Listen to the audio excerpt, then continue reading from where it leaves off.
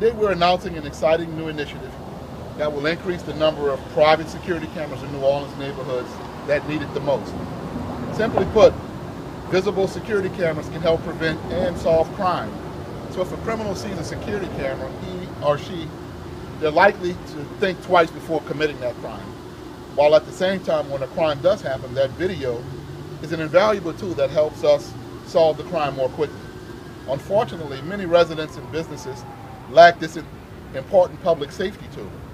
So through this public-private partnership with the New Orleans Police and Justice Foundation, we will provide neighborhoods with the resources they need to help us keep them safe.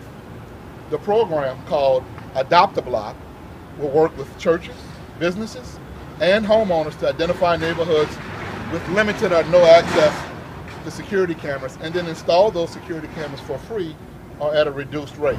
We are all fully committed to making every neighborhood in New Orleans a safe neighborhood.